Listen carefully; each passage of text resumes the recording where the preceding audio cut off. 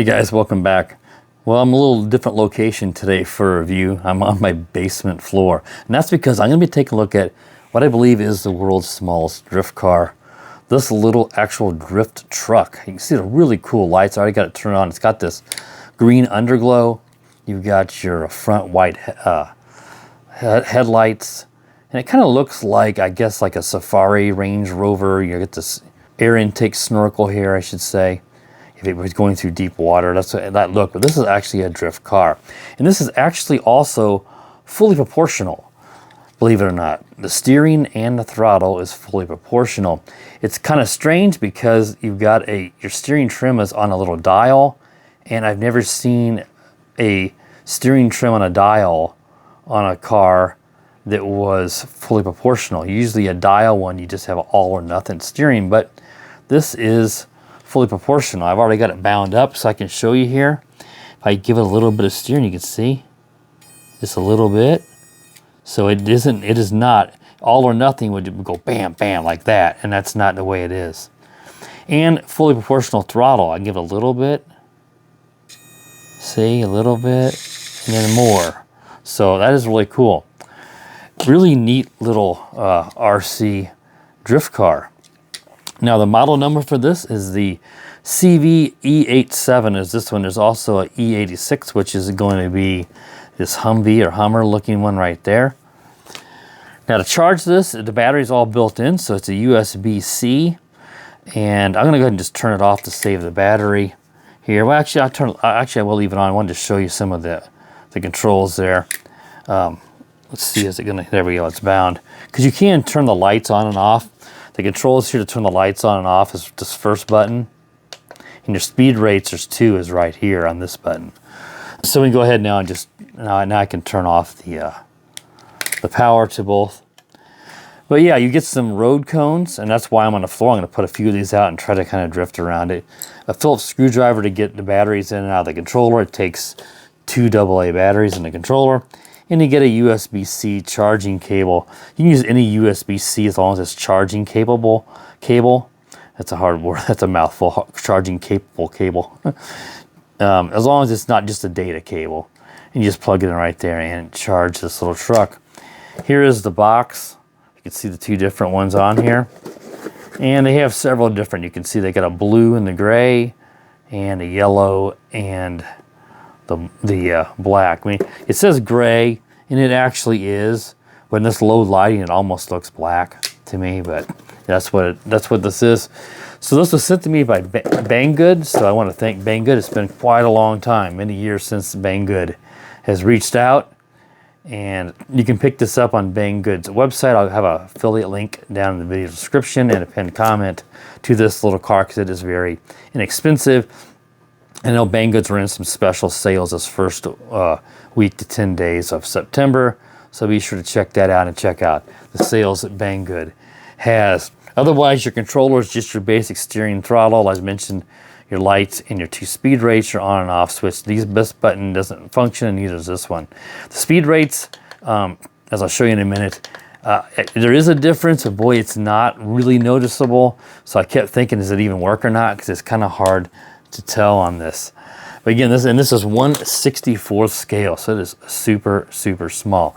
So let me set up a little course here and get the camera up on my tripod, and we'll film it here on my basement floor. So I'll be right back. All right, guys, let's get this little RC drift truck down here and just kind of go around this. I'm not gonna be very good at it, but I tell you, it is fairly easy to drift once you kind of get the hang of it with this. So it is not as difficult as some of the drift cars that I've driven. So just gonna get it out there. Now it should be in the lowest rate, I believe. And you can see here, you can see how I'm drifting there. And I'm just, doing some burnouts. But yeah, it's pretty cool. Now, I'm not going to be good at this course. I just wanted to show you,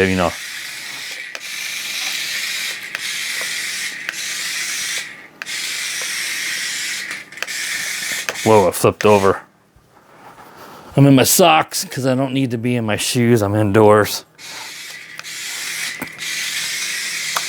But you can definitely, once you get going here, you can kind of, you can get your drift going.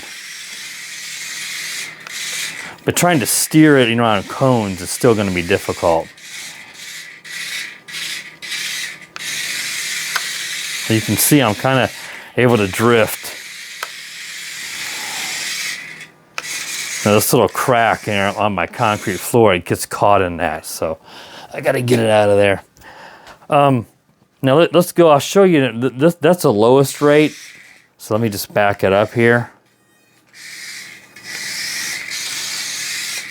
If I click this button here, it says a short press higher rate. You can see that is faster. It's just not super noticeable, but I do think you drift better. And also I didn't mention when I was showing you guys the lights, when you put your in reverse, you get the backup lights. That should show up in the video. I know we're kind of far away here, but I want to get the whole kind of track, I should call it, in the field of view. So I know that it's a little bit small, but this thing's so tiny that it'd be difficult to get a camera close enough and capture the whole area, and my head cam wouldn't be any better. So yeah, I think highest rate, it just drifts better. You can see, and that green underglow is really cool. That's a cool touch, because something this small, you might as well throw in some little goodies like that, like the lights. Just makes it more appealing. Yeah, it really drifts really well. It's just hard to do an obstacle course. And honestly, I kind of feel like I just want to kind of move these cones out of the way, because I really like, trying to drive it on a course is just not really that easy.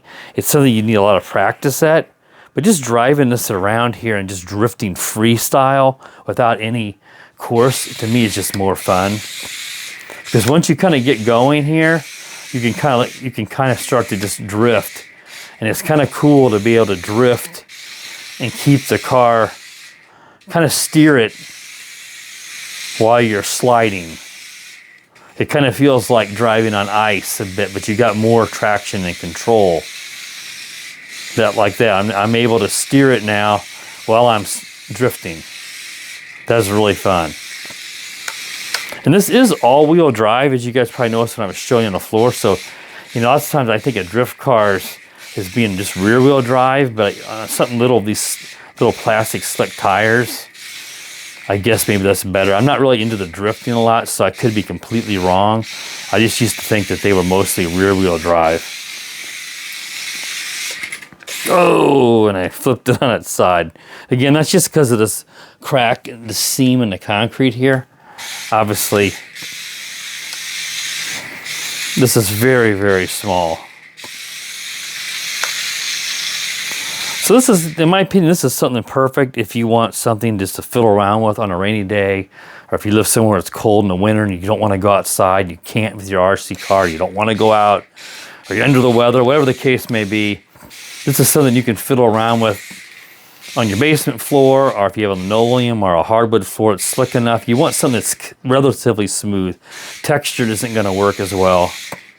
A driveway, if it's slick. Your garage floor is usually another place where you have this kind of slick surface. But something you can do inside, you could also do this very well on, I think, a kitchen table.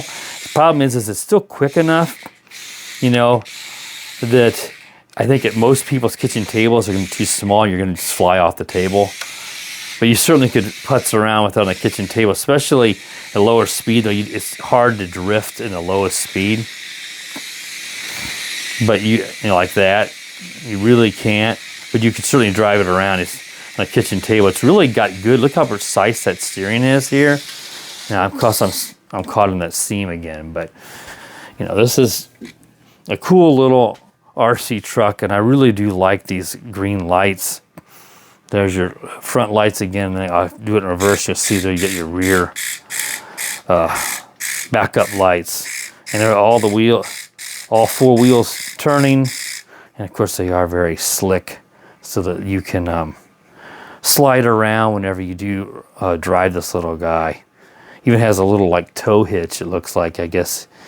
I don't know if they make something to put behind it, but it would be difficult to drift with anything being pulled behind it. But this is neat. This is, again, I think this is something that playing it indoors, maybe if father and a son get them and drift and drive around together would be a lot of fun as well.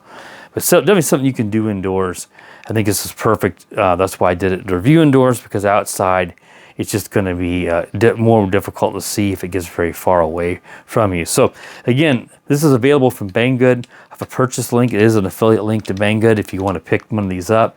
I'd have to, I believe that they're including the tariff fees, but even if they don't, this is cheap enough that it wouldn't be very much more expensive. You don't have to, it's not going to be a lot of money. So, and that's of course if you're just here in the US. So if you're interested in this, again, it'll be a purchase link down in the video description and the pinned comment.